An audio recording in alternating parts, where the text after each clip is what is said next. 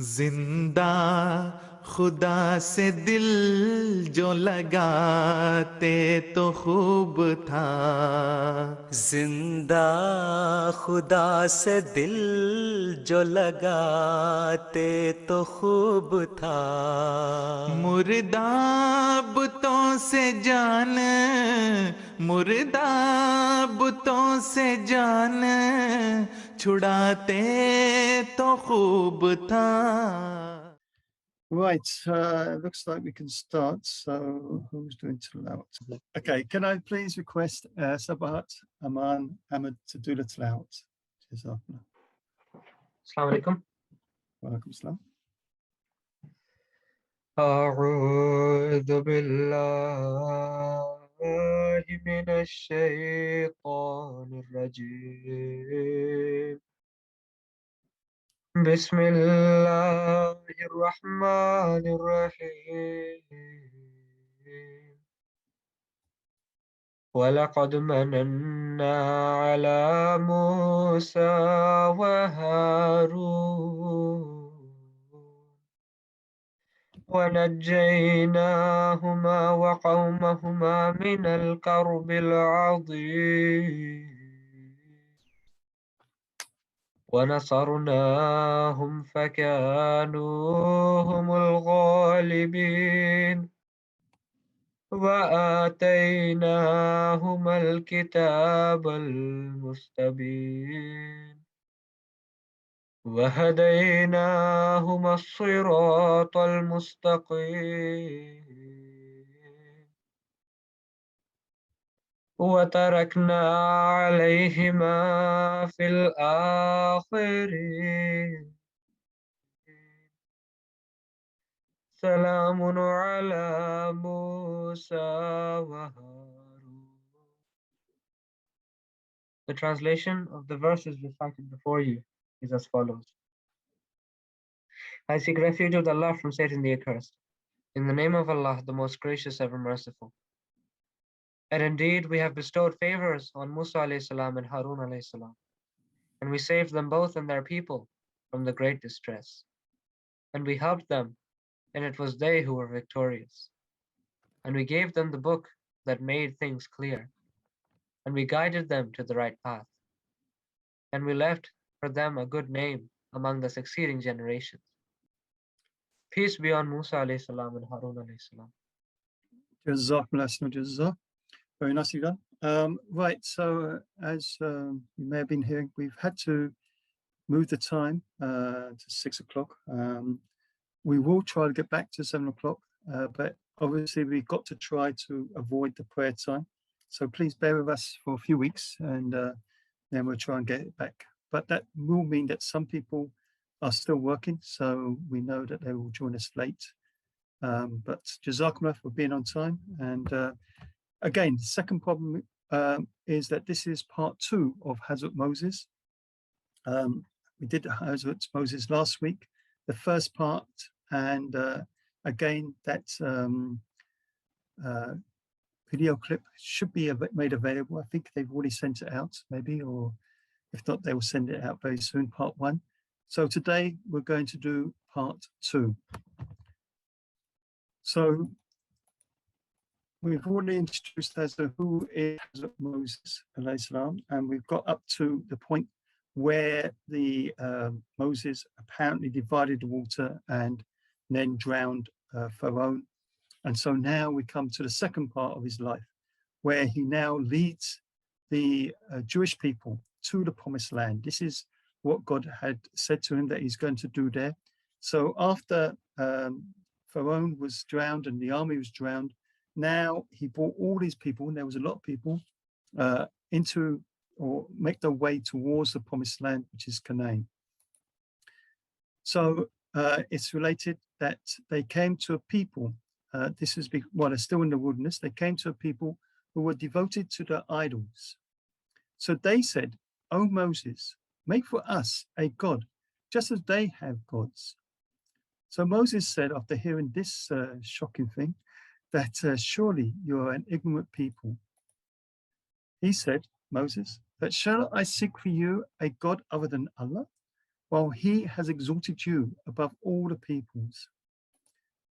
So we have to bear in mind that at this point, the Jews had seen many, many signs. As we explained earlier, the Holy Quran talks about 9 signs. The Bible talks about 12 signs. They saw that. They saw how Allah divided the water, how they got across the water, and then how Pharaoh was drowned. All these signs they witnessed. So now, soon afterwards, they're asking for another God besides Allah. So this is an amazing thing. And it always shocks me when I think about this, that after the Jewish people had seen so many of these great signs, as I said, they were tremendous signs, and how Allah not only showed those signs, but then saved these people and drowned the enemy, so that there was no fear now that the enemy would catch up with them. And yet, how quickly they dismissed God. So it's unfortunately a weakness there, which is something which we as Muslims should always learn from. It then relates that Moses went up Mount Sinai. And again, this is a well-known thing, that he went to have communion with Allah for 40 days. As the Holy Quran relates, that we made Moses a promise of 30 nights and then supplemented them with 10, making 40 nights. So whilst he was away up at the top of the mountain to speak to God, he appointed his brother Aaron, as we said earlier, that Aaron was also made a prophet to help Moses with his work. So he asked Aaron that you now look after the Jews in my absence. Now, whilst he was at the top of the mountains, as I'm sure you know, he received the 10 Commandments, plus many other things. Normally, we mention about 10 Commandments because that's the most famous thing. Of course, there were many rules, regulations that God spoke to him about. That's why it took 40 days. Obviously, 10 Commandments doesn't take that long. But also for Moses to understand this so that he can then implement them to the Jews. Now, again, it shows the weakness of the Jews, that Moses had left them for 40 days, just 40 days. And this was soon after, like I say, everything else. But when he didn't return, and it was still up to 40 days, but they didn't know the time limit. So they thought that Moses, where is he? He's not coming back. He's gone up the mountain, and it's been 30 days now, 35 days, he still has not come back. And so apparently then they made a calf for worship. Now, why a calf is that this was something which was being worshipped in Egypt when they were in captivity. And so that still had an imprint on them, that obviously whilst they was in Egypt, it was very difficult to worship God. And so this is why God led them out of that captivity to the promised land so that they could worship God properly. So apparently after only 40 days, not for a very long time, only after 40 days, they made this calf for worship. And so the Holy Quran says that, and the people of Moses made in his absence out of the ornaments a calf. Now this is, as I said yesterday, last week, that when we're talking about which, was it the Red Sea or the River Nile, we have to bear in mind that not only was there a lot of people, but they also took a lot of the ornaments, the gold and things like this. There was weak, there was sick amongst them. And this is why I was saying that for them to travel so long in one night seems very unlikely. So they had all this jewelry that they brought with them. And so they then apparently melted that to make gold and made a golden calf. So again, when we think about this, how quickly they dismissed God after seeing so many signs. And now Moses had only left them for 40 days. 40 days is nothing. And yet they made a calf for worship. Now, there is a disagreement between the Bible and the Quran in this point as well. That the Bible states that the Jews asked Aaron that you make us gods. And so Aaron told him, then bring us your gold. And then he melted it and he made it into a molten calf. So according to the Bible, it was all Aaron's doing. Whereas the Holy Quran states that Aaron said, the people indeed deemed me weak and were about to kill me. So this is the reason why he allowed them to make the god. because he felt that there was going to be a revolt happening. The Holy Quran doesn't say Aaron made it. It says that it was Mary who cast away, who made the calf for worship. So this was a Jewish person, a rich person, and the Holy Quran says that he was the one. Furthermore, it says that Aaron was forced, and he feared that if he stopped them from making this calf, then there would be a division amongst the children of Israel. So Moses would come down from the mountain and find this division. So to keep the Jews happy, that's why he relented and allowed the calf to happen. So what we're trying to point out here is that as far as the Holy Quran is concerned, that it wasn't Aaron who made the idol, the golden calf, nor was he encouraging them, as it seems to be portraying in the Bible. Instead, he only did it to try to stop this dissension that was happening. Now, of course, we know that Moses, when he came down, he was very angry. So apparently God met him on the mountaintop and warned him that what's happening to your people, you must go back to your people because this is what happened.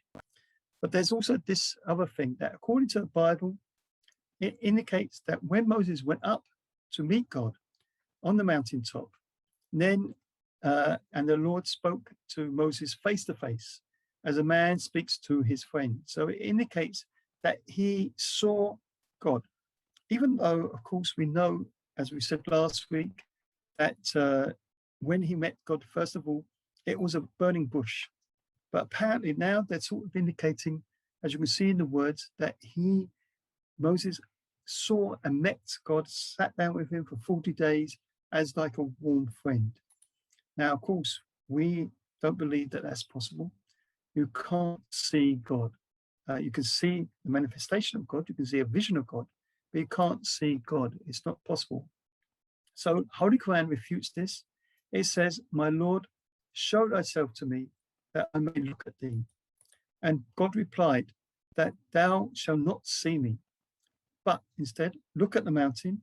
If it remains in its place, then thou shalt see me. And the mountain had a sort of explosion and it fell apart. So when Moses saw that and the destruction there, then he realized that he can't see God with physical eyes. So again, the Holy Quran says, "O Moses, you will not believe thee until, O Moses," this is a Jew saying that, "O Moses, we will not believe thee until we see Allah face to face. Then a thunderbolt overtook you while you witnesses with your own eyes the consequences of your conduct." Now I'm pointing this out because it shows the state of the Jews, that they wanted to see God, but when they saw this demonstration of the power of God, then the Jews said that we don't want to hear or see Allah. We're scared now. So then according to the Bible, this is important, according to the Bible, it then says in Deuteronomy 18:16, "Let me not hear again the voice of the Lord my God, neither see this great fire anymore, that I die not." So now they're saying that we don't want to see or hear God. Moses can do it, but we don't want to do this. So because of that, in the next verse, it's building up to this great prophecy, which we're going to come to, that this led to the great prophecy, which is spoken well of, that which they have spoken. So because they're saying that they do not want to see or hear God, God now reveals that, okay, now you don't want to hear me, you don't want to see me. So therefore, I will raise them up a prophet from among their brethren, like unto thee, and will put my words in his mouth, and he shall speak unto them all that I shall command him. Deuteronomy 18:18. So this is a very famous prophecy, which has been related. And as it's saying here, that I will raise them a prophet from among the brethren. So the first part of this is the brethren. Who was the brethren? The brothers of the Jews. And that goes back to Abraham and his two sons. We've already covered this, of Ishmael and Isaac. These were the brothers. And so from Isaac came the Jews. And so now God is saying that I'll raise a prophet from the Ishmaelites, which we believe, of course, was the Holy Prophet Muhammad. Not only that, he will be like unto thee, a law-bearing prophet. So as Moses now was given the law and gave that to the Jews, so God will send to the brethren a law-bearing prophet. Not only that, but will put my words in his mouth. So this is the Quranic verse. We know that the Holy Quran is all the words of God, which obviously the Holy Prophet spoke through his mouth. He didn't include any of his own. It was all from God. And so it says that he shall speak unto them all that I shall command him. So this is a very famous prophecy. And this was the incident that led up to it, that the Jews didn't want. They said they didn't want to hear or see God. And so now God is telling them, okay, if that's the case, then I will send you a prophet from among your brethren. And so we believe that this relates only to the Holy Prophet Muhammad. So as it's saying here, it's a law-bearing prophet like Moses, and from the Jewish brethren, the Ishmaelites, and God's words, the Holy Quran. So then the Jews continued to travel to the Promised Land, and Allah blessed them. Again, they were giving some signs, and those signs was manna and salwa. Now this is mentioned in the Bible and in the Holy Quran, that God gave them this food for them to eat, the birds, and it's sort of like mushrooms, so they could eat that. And then, of course, it was very hot in the wilderness, so Allah caused shade to be through the clouds to keep them. But still, despite having these blessings from Allah, they were not satisfied. And so, according to the Holy Quran, they demanded that they want better food. They want to go into a town and get better food. So it shows again that they were very ungrateful. Now, when they had an opportunity to finally enter the Holy Land, they complained and said that there's an unruly and powerful people there. Therefore, we shall not enter it until they go forth from it. So they were not willing to fight these people. And instead they said that, oh Moses, we will never enter it so long as they are in it.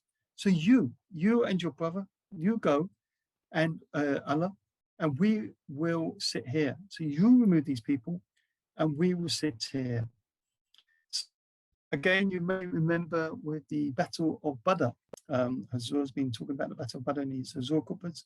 He mentioned this as well, that when the Holy Prophet Muhammad was concerned that would the people from Medina join him in the Battle of Badr, and so he consulted some of the companions, and then finally he approached them, and they quoted this, that we won't be like the Jews of Moses' time, who said that you and God go and we'll sit back here.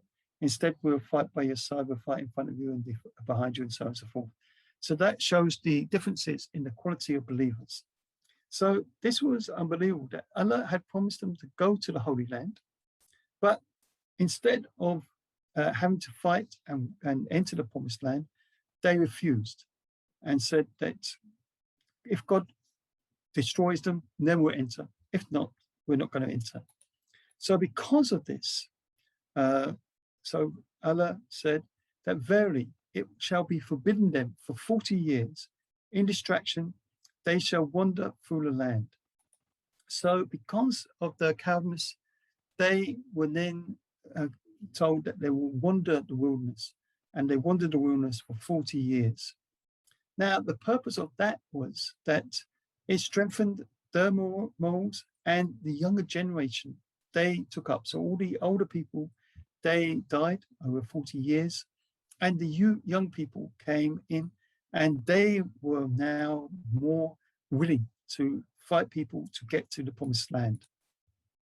So according to what we understand, that happened eventually, but of course Moses passed away before that. It was actually Joshua who brought them into the Promised Land. But anyway, it continues with now the Jews still in this 40 years of wilderness. So they continue to transgress. And one of the transgressions, there was many, but the Holy Quran talks about the Sabbath. Now the Sabbath, of course, is on Saturdays for the Jews, and they're not allowed to do any they're not allowed to do any work or anything like this. So again, the Quran talks about how the fish would come up and be there on the Sabbath day, but on the other days it disappeared. And so it was tempting them that here on the Sabbath day you can't catch us, so we will just be there, easy to catch. But on the other days they didn't. So again, they went against the Sabbath there. Now again, one of the transgressions, or one of the examples of showing the conditions of the Jews, was that Moses was told to command them to slaughter a cow. Now, as I said, the calf, the cow, this was something which was close to them. And so this was a commandment where they were told to slaughter that thing that they loved most. Now, the Jews, apparently, they thought that we don't want to destroy the best cow. So we want to destroy one which is maybe not very good condition. And so apparently in the Holy Quran, they keep asking Moses questions about what type, what color, how healthy, and so on and so forth. And so every time they asked these questions, Moses explained to them until finally they had no choice. But the one cow that they did not want to slaughter, the perfect cow, that was all that was ended. So what we learn from this incident is that we should be, it's good to question, and we encourage questionings, but you should think about the questions you're asking. If you ask a question where you don't want to hear the answer, just like the Jews didn't want to hear the answer, then why ask a question? Because if then you get the answer and you don't like to hear the answer, you now have to obey it. So sometimes it's better not to ask a question if it's put you into trouble. So it doesn't mean that just because you can ask questions, you should go ahead and ask any sort of questions. Think about those questions, and do you really want to have the answer? And if you're not going to be obedient and act upon it, then don't ask. So what it shows is that the Jews were very ungrateful of all these wonderful blessings that Allah bestowed upon them. And they started making false accusations against Moses as well. As the Holy Quran says, "O ye who believe, be not like those who maligned Moses, who abused Moses. But Allah cleared him of what they said about him." So all these false allegations, Allah cleared.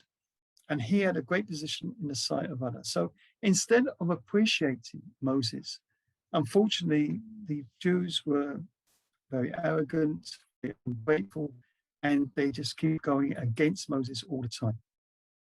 So as I said, eventually Moses died still in the wilderness. So he did not achieve it. The Holy Prophet, alhamdulillah, he achieved success in his lifetime. The whole of Arabia accepted Islam in his lifetime, but that did not happen with Moses. Instead, they were still traveling in the wilderness when he passed away. And as I said, Joshua, he finally led them into the promised land. So the youth then took over, and that was when they reached the promised land finally. And of course, another thing is that the death of Moses is recorded, that he buried him in the valley in the land of Moab, and no man knoweth of his sepulchre, his grave, until this day. Now, what this shows is that it's Deuteronomy, if this is one of the books which they claim that Moses himself wrote, then how can a person writing a book be able to talk about his own death? And not only that, but no man knows where he's buried to this day. So this shows that it was a long time after when this book was written. And this is what we understand, that it's not the 5 books, the Torah, it's not those, the words of Moses. The Torah, which is being referred to in the Holy Quran, is the words that Moses conveyed, the laws, the 10 Commandments and other things. But there are many other things which has been added. And this is what we've been showing in these classes, of many of the books, many misinformation has been written. So this is what we're saying, that these books were not written by Moses. They were memorized, conveyed, and then much later on, they were put into book form. And that's why many changes happened. Now, as we keep saying that each prophet, there should be some sort of message that you can get from them. And so with Moses, the main thing was that he was a law-bearing prophet, like Moses. Like the Holy Prophet Muhammad. And so for the Quraysh, now it's saying that the Holy Prophet's bringing new law, not the first. There's someone like Moses. And so to hear about Moses and the likeness of Moses to the Holy Prophet, as I said, his name comes the most times in the Holy Quran because he is so close with his works and the Holy Prophet Muhammad. So this is the main message that the Quraysh will get into hear about these prophecies from the previous teachings about the coming of the Holy Prophet Muhammad. That when we call to him, Moses, and reveal to him our prophecy concerning the Holy Prophet Muhammad. Right, so this is, like I say, part 2. And is there any questions that anybody, or comments that anybody would like to ask? As normal, you can put it on chat, or you can just speak, or raise your hand. Okay. Rabbi Sabahat has a question. Yes, please. Okay. I think okay, so let's come in chat. Let's have a look. Assalamualaikum. Yeah, sorry, it wasn't allowing me to unmute. Okay. It's just allowed me now. Yeah. Right. So there's a person mentioned in the Holy Quran by the name of Zulqarnain, and then he's Cyprus the Great, as I think he is, because that's where in the notes at the end. So he's mentioned in quite a positive manner as being a righteous man of God. So since we're covering the prophets of Allah, was he a prophet of Allah, or just a righteous man of God? We feel was a righteous person of God, and I'm just looking at the list here, and I didn't think so. He's not classified as a prophet, so we won't be talking about him as a prophet. But obviously his story is mentioned in the Holy Quran. We think that it was Cyrus, because what Cyrus did and the travels that this person did seems to be very similar. But he was more of a warrior, and so no, we won't be covering him as a prophet of God. Okay, Jazakallah. Right, okay. Anybody else got anything they would like to ask? Okay, I thought this might happen. So there are 2 main prophecies in the Bible, in the Old Testament from Moses, 2 prophecies from Moses. We covered one today. And it's important that when you're doing these Tabligh classes that you are able to discuss them. So can anybody tell me any of these 2 prophecies? And can they explain them? Anybody going to be brave enough to have a go?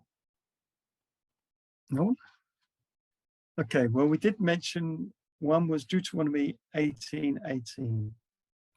Now, I'm going to go to a previous talk we did and go through this for you. All right. RH, you've got your hand up. You want to have a go? Assalamualaikum. I actually just wanted to ask, what was the Prophet Moses doing during those 40 years when he and his people were lost in the wilderness? Well, as we said, I mean, where it was related, not much is related during that time. But basically, after they refused, initially he was taking them to the Promised Land. And obviously, God spoke to him. He received the 10 Commandments, the instructions, because before that, people were asking him, what can we do? What's the laws and things like that? And so rather than making up those laws himself, God told him that we will guide you as to what are the laws. So the first thing, obviously, he went up and got the 10 Commandments. And then the idea was to take them to the Promised Land, which is what we say Palestine or Israel these days. But as we said, on that way, sometimes they became very ungrateful with the blessings that God gave them.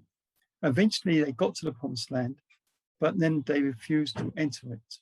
So then God said that you now have to wander in the wilderness. So for that, they were just wandering around, going around in circles, going maybe to all different places, because they were refusing to fight to get into the Promised Land. So the idea was that they would go into the Promised Land, establish it as the new land, as anybody would emigrate and go to a new land. And then that would be a demonstration of the true righteous believers.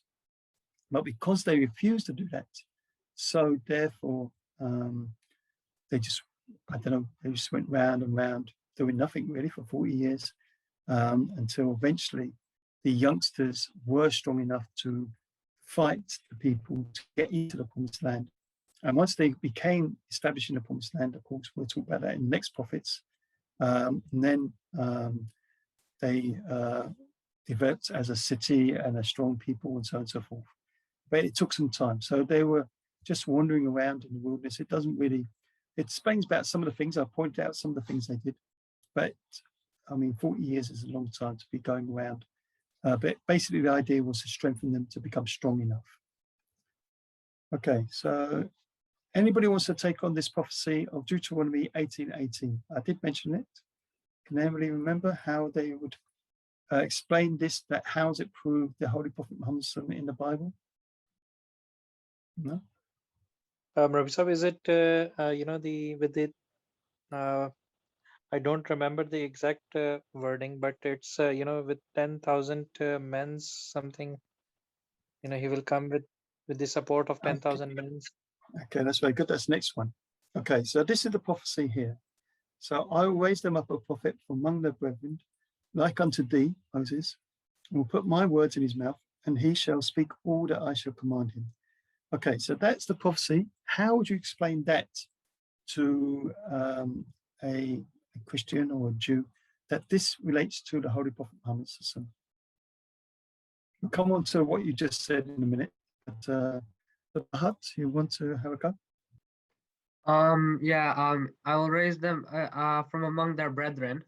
So like Musa alayhi salam. So like Musa alayhi salam, who was a law-bearing prophet that came to a people, and then B, from among their brethren, which was the Holy Prophet sallallahu alaihi wasallam.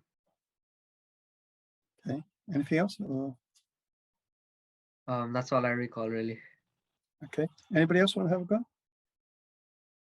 Last chance to have a go before I explain it again. But it's good to have a go. Even if you want, it doesn't make a difference. He's quite close, but there's still some more you can get out of this prophecy. I was hoping you have a go, because then it will help you your own tabligh rather than just listening. It's good to try speaking and explaining these things, and that makes you understand it much more. So last chance for anybody to have a go. Okay. Right, so I will raise them up a prophet from among the brethren. So the first thing is, who is the brethren that's being referred to here? Brethren means brothers. So who is the brethren of the Jews? So anybody know that answer? Bani Israel. Bani Israel, but who's the brothers? Bani Ismail. Ismail. Okay, yeah. Good. Oh yeah, and that was the descent of the Holy Prophet sallallahu alaihi wasallam. Right, so we go to Abraham. Abraham had two sons. He had more actually, but two main sons. Ishmael, he was the oldest. Isaac was next son. From Isaac came his son Jacob, and Jacob was called Israel. So the Israelites came from Isaac. So the brethren, the brothers of the Jews, is the Ishmaelites. And from the Ishmaelites, as you said, came the Holy Prophet Muhammad.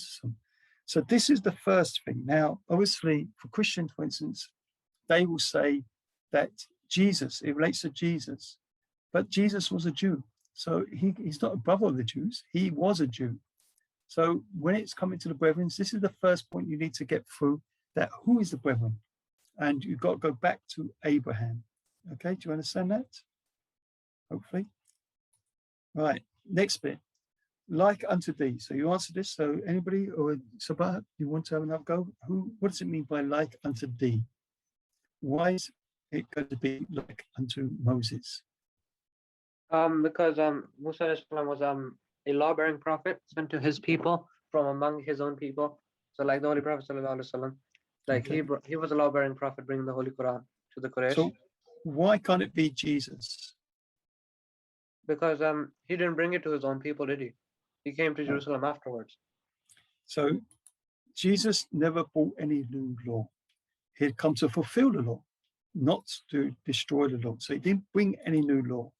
So again, when we are discussing this with Christians, and they're trying to say that it belongs to Jesus, we can just simply ask them, okay, like unto thee means that a law-bearing prophet.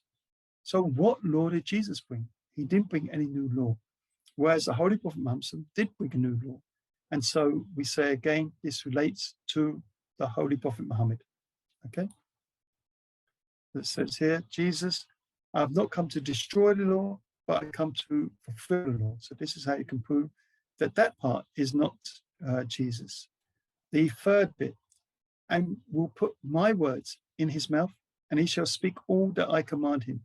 So again, how can we prove that this relates to the Holy Prophet Muhammad, not to Jesus or any other person?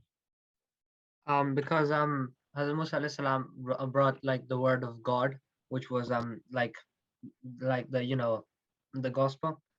10 commandments. And 10 commandments. Oh yeah, 10 commandments. So the 10 commandments, which were the word of God directly from God, and then Jesus alayhi salam, he was there to fulfill those, but he wasn't bringing them directly from God. And then, but the Holy Prophet sallallahu alaihi wasallam, he brought the Holy Quran from God, which was directly the word of God once again. Good.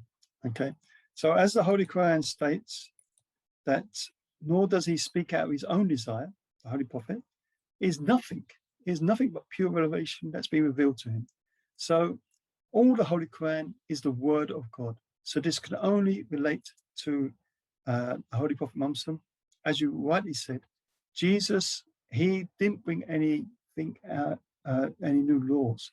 So what he's speaking is already there for Moses. So it can't apply to Jesus. Okay, good. Right, now, who mentioned about the 10,000? I think that was Abir.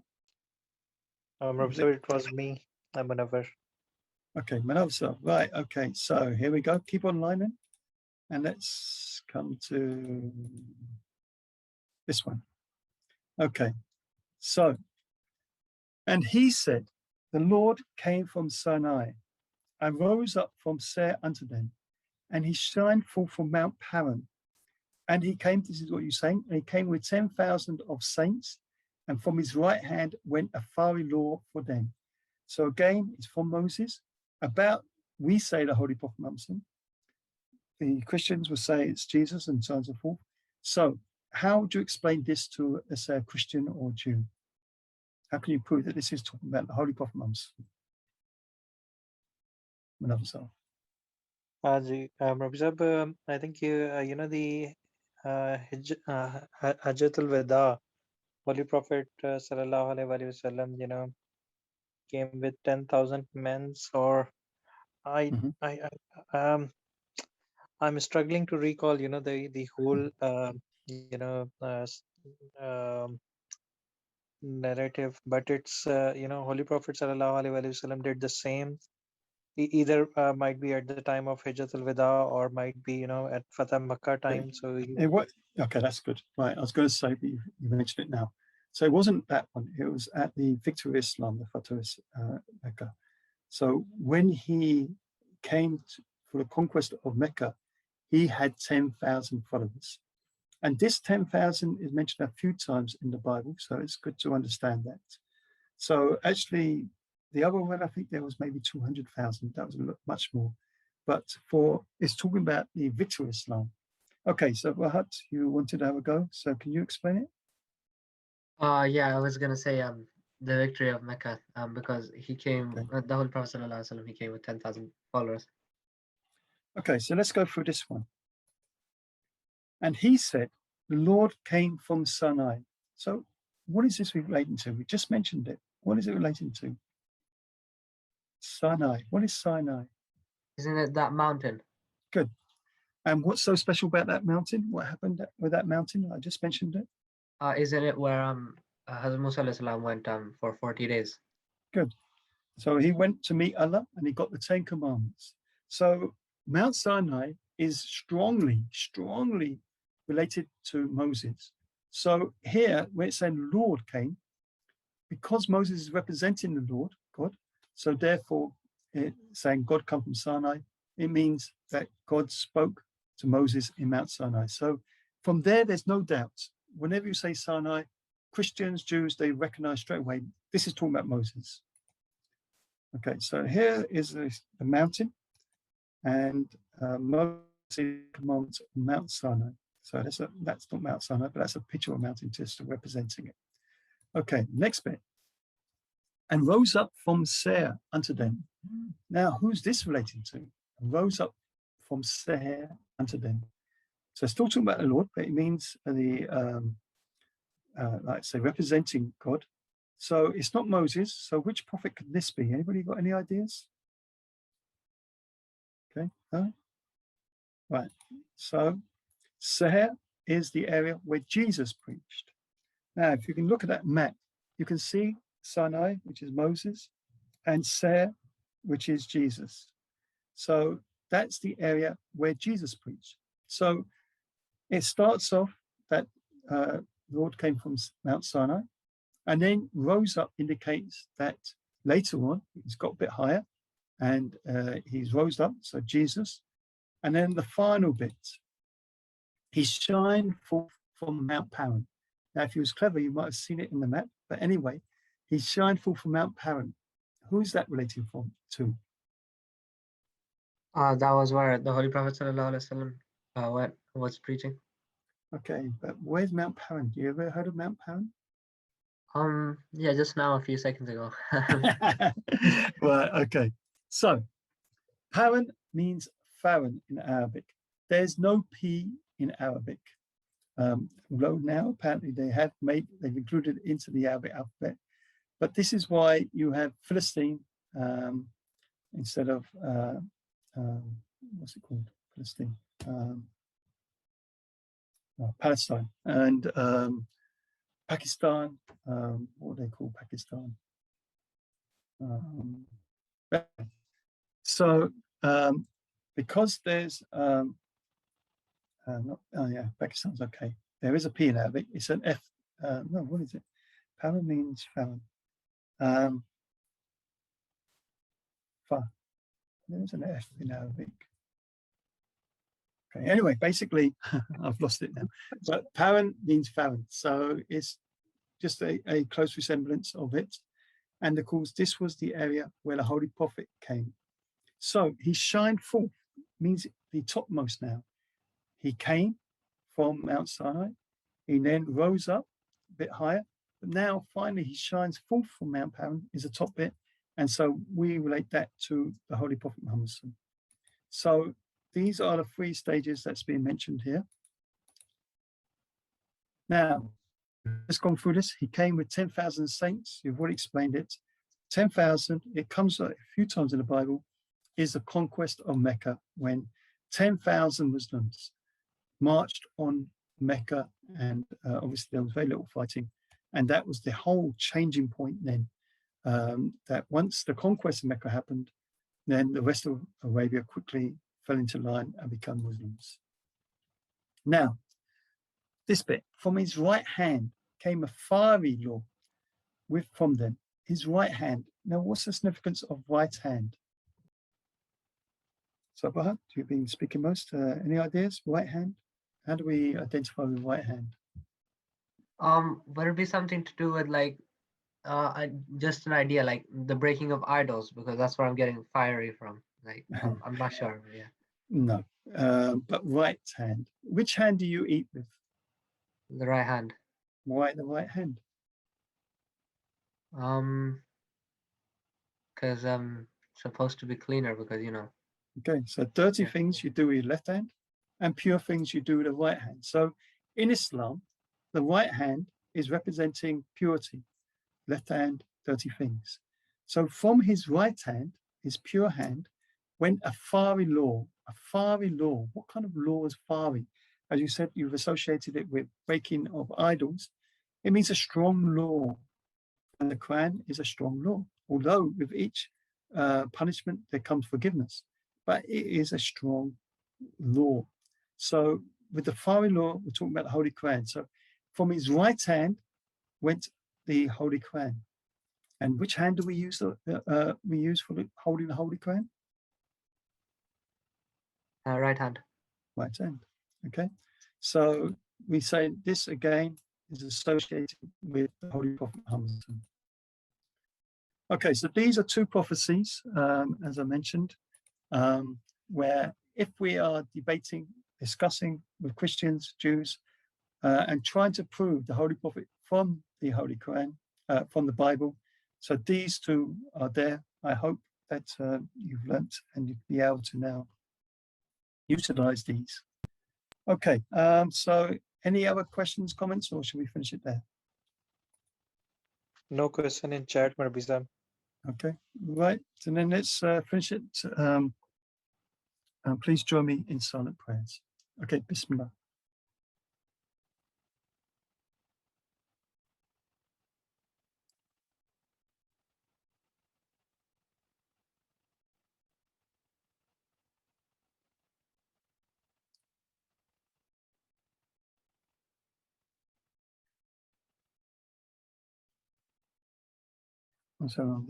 Amin. Okay, Assalamu alaikum.